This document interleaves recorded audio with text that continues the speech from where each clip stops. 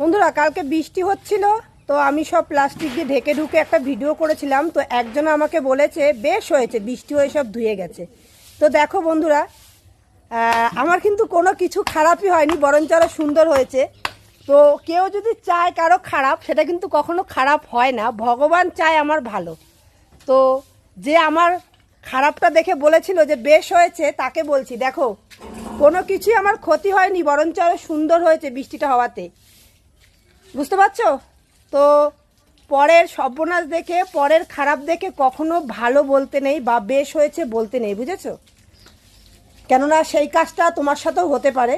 তো তোমার দেখে হয়তো তখন মনে হচ্ছিল ভালো হয়েছে, বেশ হয়েছে, ধুয়ে গেছে। তো দেখো আমার কিন্তু কোনো কিছুই ক্ষতি হয়নি, বরঞ্চ আরও খুব সুন্দরভাবে হয়ে গেছে। আমি জানি তোমার দেখে এখন আরও কষ্ট হবে, যেহেতু আমার সবগুলো সুন্দরভাবে হয়েছে, কিন্তু তোমার কষ্ট হলে তো আমার কিছু করার নেই।